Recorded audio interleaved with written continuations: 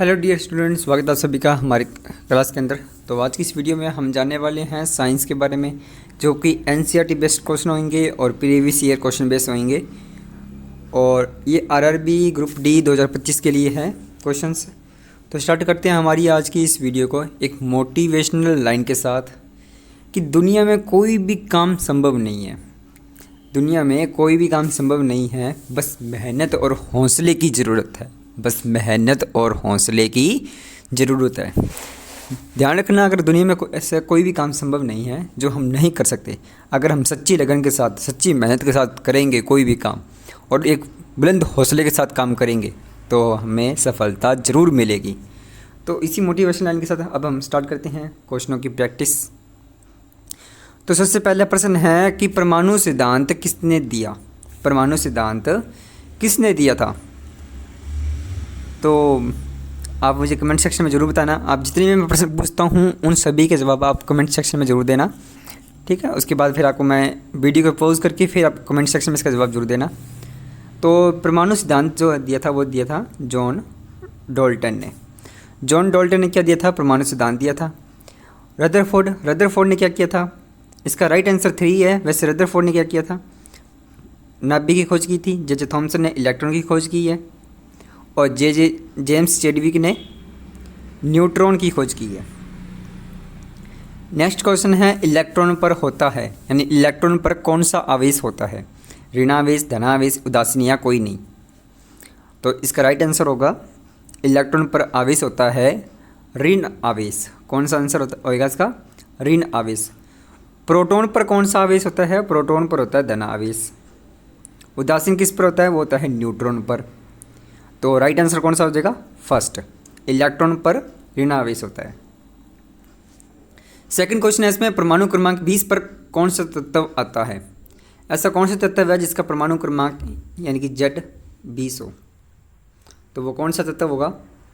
देखिए, पोटेशियम आता है इसमें 19 नंबर पर, सोडियम आता है 11 नंबर पर, क्रोमियम आता है 24 नंबर पर और कैल्शियम आता है 20 नंबर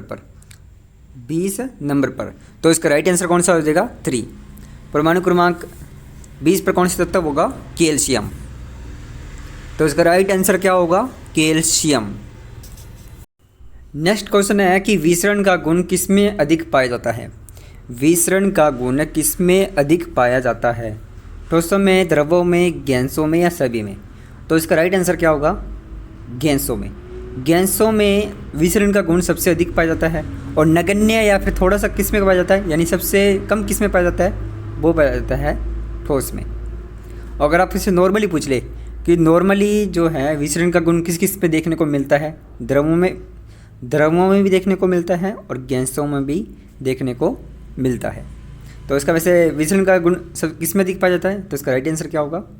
गैसों में। पदार्थ की चौथी अवस्था कौन सी होती है? देखिए, पदार्थ की चौथी अवस्था कौन सी होती है इसमें? तो इसका राइट आंसर होगा प्लाज्मा। पदार्थ की चौथी अवस्था कौन सी होता है? चौथी अवस्था होती है प्लाज्मा। बोस आइंस्टीन कंडेंसेट, ये क्या है? पदार्थ की 5वीं अवस्था है, ठीक है। कौन सी अवस्था है? 5वीं। नेक्स्ट क्वेश्चन देखते हैं। कार्बन 14 समस्थानिक में न्यूट्रॉन की संख्या कितनी है? कार्बन 14 समस्थानिक में न्यूट्रॉन की संख्या कितनी है? 6, 12, 8, 10। देखो, न्यूट्रॉन की संख्या ज्ञात करने के लिए अपन क्या करते हैं? अपने परमाणु द्रव्यमान में से परमाणु संख्या घटा देते हैं। अब अपने बात करते हैं जो कार्बन का अपना प्रतीक क्या होता है? सी कितने नंबर पे आता है? 6 नंबर पे आता है। 6 नंबर पे आता है, इसका मतलब इसके अंदर प्रोटॉन कितने होंगे? इसके अंदर प्रोटॉन होंगे 6 प्रोटॉन होंगे। और परमाणु द्रव्यमान कितना है? 14। अपन जानते हैं अपने जब परमाणु द्रव्यमान में से अपन क्या घटा दें? परमाणु द्रव्यमान में से जब अपने परमाणु द्रव्यमान में से जब अपने क्या घटा दें? परमाणु संख्या घटा दें। ए का मतलब यहाँ पे परमाणु द्रव्यमान, जेड का मतलब यहाँ पे परमाणु संख्या, ये घटा दें तो अपने को क्या मिल जाएगी? न्यूट्रॉनों की संख्या मिल जाएगी। 14 में से अपने को कितने घटाने हैं? 6 घटाने हैं। तो कितना बचेगा? आंसर 8। तो इसका राइट आंसर क्या हो जाएगा? 8। कार्बन 14 समस्थानिक में न्यूट्रॉन की संख्या कितनी है? 8। अगर आपसे क्वेश्चन ऐसे पूछता कि कार्बन C12 में न्यूट्रॉन की संख्या कितनी होगी, तो कितनी होगी 6। अगर आपसे ऐसे पूछता कि कार्बन C13 में न्यूट्रॉन की संख्या कितनी है, तो कितनी होती 7। ठीक है, नेक्स्ट अब स्टार्ट करते हैं अपने नए अगला प्रश्न। भुजे हुए चूने का रासायनिक नाम क्या है? भुजे हुए चूने का रासायनिक नाम क्या है? तो क्या होगा, कैल्शियम ऑक्साइड या कैल्शियम कार्बोनेट या कैल्शियम हाइड्रोक्साइड या फिर कैल्शियम? तो इसका राइट आंसर है कैल्शियम ऑक्साइड। ये भुजे हुए चूने का रासायनिक नाम है। बिना भुजा हुआ चूना कौन सा होता है? ठीक है, आप मुझे इसका कमेंट सेक्शन में जरूर बताना। नेक्स्ट करते हैं अपने। वायु एक प्रकार का है, क्या है वायु?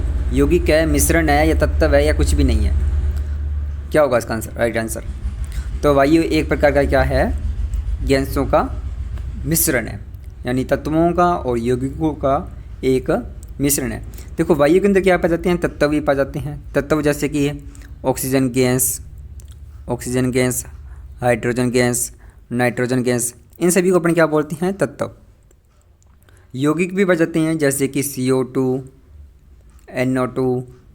तो इस प्रकार से वायु क्या है? एक प्रकार से तत्व और यौगिकों का एक मिश्रण है। निम्न में से कौन सा पदार्थ का गुण नहीं है? तो देखिए पदार्थ एक के कण एक दूसरे को आकर्षित करती हैं, ये भी पदार्थ का एक गुण है। पदार्थ के कणों के मध्य रिक्त स्थान भी पाया जाता है, ये भी पदार्थ का एक गुण है। पदार्थ के कण निरंतर गतिशील होते हैं, ये भी पदार्थ का एक गुण है। पदार्थ के कण बड़े होते हैं, ये गलत है।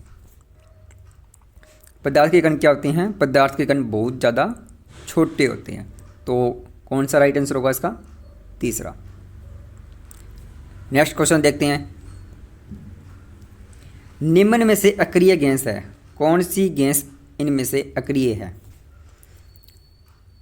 ऑक्सीजन है, क्लोरीन है, फ्लोरीन है या फिर आर्गन?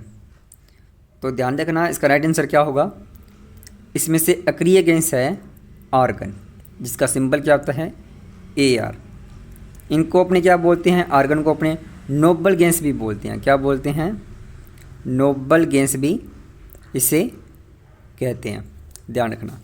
आर्गन को अपने क्या बोलते हैं? नोबल गैस भी बोलते हैं। और अपने देख लेते हैं अक्रिय गैस कौन कौन सी होती है। एक तो हीलियम भी अक्रिय गैस है, नियोन भी एक अक्रिय गैस है, आर्गन भी अक्रिय गैस होती है, क्रिप्टोन भी एक क्या है? अक्रिय गैस है। एक होती है Xe जिसे अपने बोलते हैं जीनॉन, ये भी एक अक्रिय गैस है। नाइट्रोजन को भी क्या रखते हैं? अक्रिय गैस के अंदर रखा जाता है। तो नाइट्रोजन भी क्या एक प्रकार की अक्रिय गैस है। नेक्स्ट देखते हैं अपने। मानव नेत्र में पाया जाने वाला लेंस होता है, मानव नेत्र के अंदर कौन सा लेंस पाया जाता है? इसका जवाब मुझे कमेंट सेक्शन में जरूर बताना आप। तो मानव नेत्र के अंदर कौन सा लेंस पाया जाता है? उत्तल लेंस, अवतल लेंस या द्विफोक्सी लेंस या इनमें से कोई नहीं? तो मानव नेत्र में जो पाए जाने वाला लेंस होता है वो होता है उत्तल लेंस, जिससे अपने क्या बोलते हैं? क्रिस्टलीय लेंस भी बोलते हैं। क्या बोलते हैं? क्रिस्टलीय लेंस भी कहते हैं। मानव नेत्र के अंदर जो लेंस पाया जाता है उससे अपने क्या बोलते हैं? क्रिस्टलीय लेंस भी कहते हैं। ठीक है, तो इसका राइट आंसर क्या हो जाएगा? फर्स्ट। नेक्स्ट देखते हैं। निम्न में से कौन सा रोग सूक्ष्म जीव से नहीं होता है? कौन सा ऐसा रोग है जो कि सूक्ष्म जीव द्वारा नहीं होता है? पेचिस, कालाजार या सिफिलिस या मधुमेह है? कौन सा होगा इसका राइट आंसर? तो इसका राइट आंसर होगा इसका राइट आंसर क्या होगा? मधुमेह रोग। मधुमेह रोग क्या होता है? ये मधुमेह रोग तब होता है जब अपने के अंदर क्या हो जाए? इंसुलिन की मात्रा क्या हो जाए? इंसुलिन की मात्रा कम हो जाए। ये अपने जब कोई भी इंसुलिन हार्मोन होता है वैसे अपने शरीर के अंदर, उसकी मात्रा क्या हो जाए? कम हो जाए। जैसे इसकी मात्रा कम होगी शरीर के अंदर तो क्या होगा? हमारे शरीर के अंदर शुगर की मात्रा ज़्यादा बढ़ जाती है, जिस कारण से हमें क्या हो जाता है? मधुमेह रोग हो जाता है। अब इंसुलिन हार्मोन का काम क्या होता है वैसे? ये क्या करता है? हमारे अंदर शरीर के अंदर जो ग्लूकोज की मात्रा होती है, इंसुलिन का काम क्या होता है? ये हमारे शरीर के अंदर जो ग्लूकोज की जो मात्रा होती है उसे क्या करता है, नियंत्रित करता है। तो मधुमेह रोग ऐसा रोग है जो सूक्ष्म जीव के द्वारा नहीं होता। सूक्ष्म जीव के द्वारा कौन कौन से रोग होते हैं, पेचिस हो सकता है, कालाजार हो सकता है, सिफिलिस हो सकता है। ठीक है, नेक्स्ट देखते हैं। पौधे के सभी भागों में भोजन पहुंचाता है। बढ़िया प्रश्न है कि पौधों में सभी भागों में भोजन को कौन पहुंचाता है, फ्लोएम पहुंचाता है, जाइलम पहुंचाता है, या दोनों ही पहुंचाते हैं, या इनमें से कोई नहीं। तो इसका राइट आंसर क्या होगा, इसका राइट आंसर होगा फ्लोएम। फ्लोएम उत्तक का क्या काम होता है, फ्लोएम वैसे ध्यान रखना एक प्रकार का उत्तक होता है। इस उत्तक का काम क्या होता है कि ये पौधे के सभी भागों तक क्या पहुंचाता है, भोजन पहुंचाते हैं।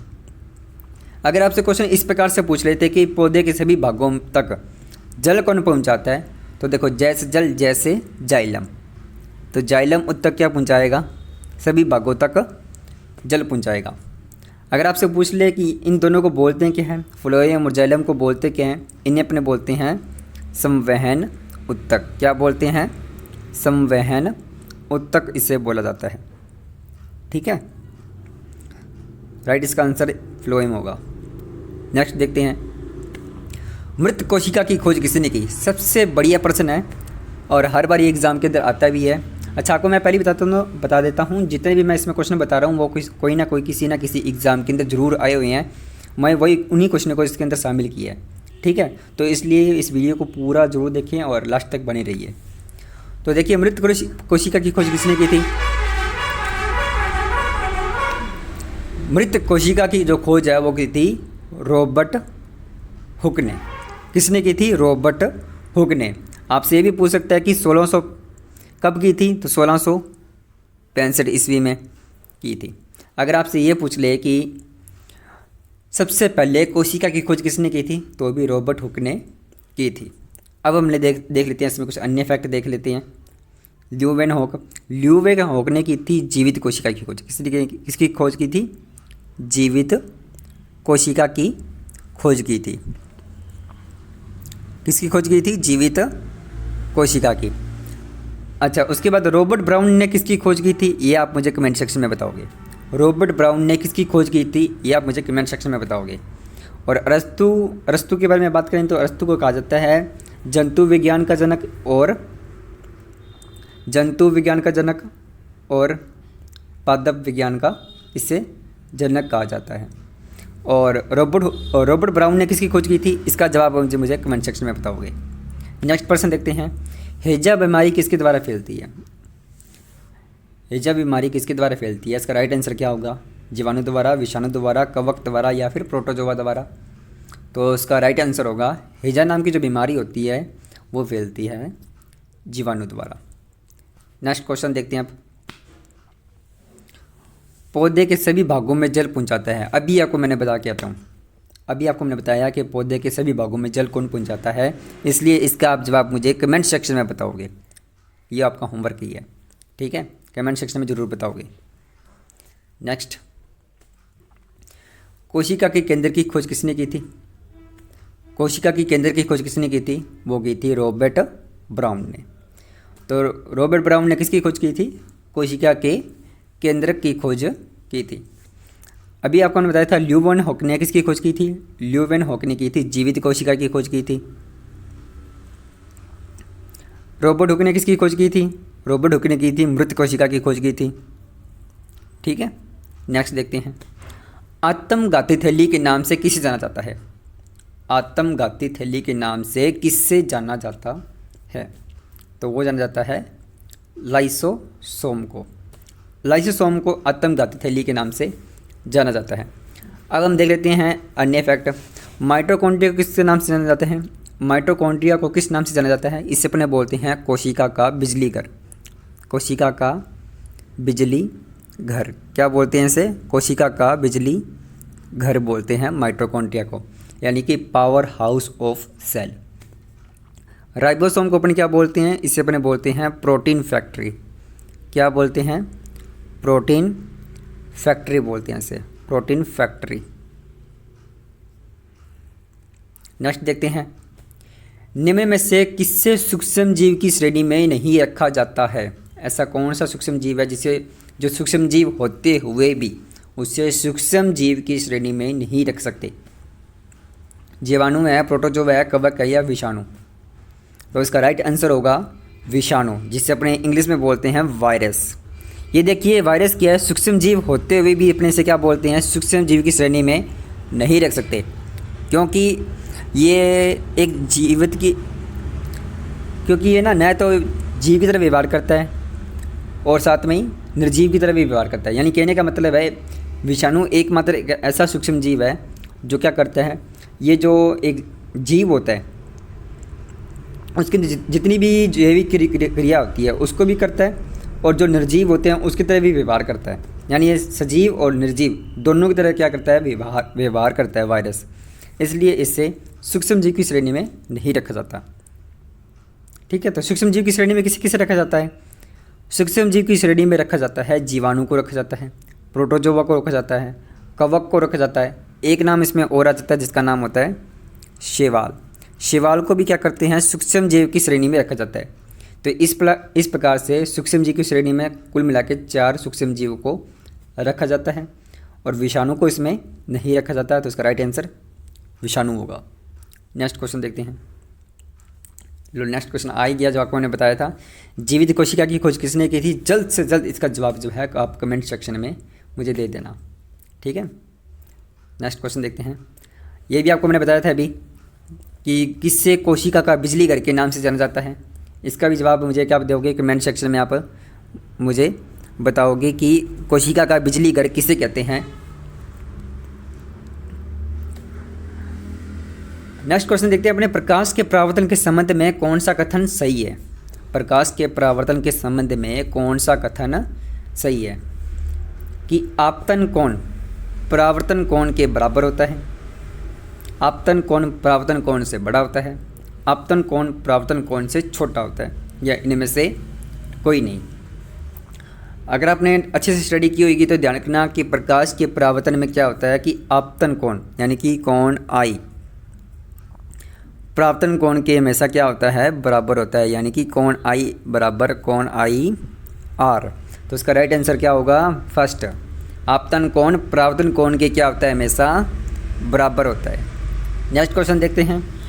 सूर्य का सफ़ेद प्रकाश कितने रंगों से मिलकर बना होता है? 7 रंगों से, 3 रंगों से, 5 रंगों से या फिर 1 रंगों से? तो ध्यान रखना सूर्य का जो प्रकाश होता है वो बना होता है 7 रंगों से मिलकर बना होता है। इसे याद करने का तरीका है विबग्योर, विबग्योर। यानी कि वी का मतलब वायलेट यानी कि बैंगनी, आई का मतलब इंडिगो यानी कि जामुनी रंग, बी का मतलब ब्लू यानी कि नीला रंग, जी का मतलब ग्रीन यानी कि हरा रंग, वाई का मतलब येलो, येलो का मतलब पीला रंग, ओ का मतलब ऑरेंज, ऑरेंज का मतलब होता है नारंगी रंग, आर का मतलब होता है रेड यानी कि लाल रंग। तो इस प्रकार से ये बैंगनी रंग से बैंगनी, जामुनी, नीला, हरा, पीला, नारंगी और लाल, इस प्रकार से 7 रंगों से मिलकर बना होता है सूर्य का प्रकाश। ठीक है, बैंगनी, जामुनी, नीला, हरा, पीला, नारंगी और लाल। नेक्स्ट क्वेश्चन देखते हैं। ताप का एसआई मात्रक क्या होता है? ताप का जो एसआई मात्रक होता है वो होता है केल्विन। क्या होता है? ताप का एसआई मात्रक होता है वो होता है केल्विन। नेक्स्ट क्वेश्चन देखते हैं अपने। समय का एक्सआई मात्रक क्या होता है? मिनट, घंटा, सेकंड या प्रकाश वर्ष? तो उसके अंदर ध्यान रखने वाला है कि समय का जो एसआई मात्रक होता है वो होता है सेकंड। क्या होता है?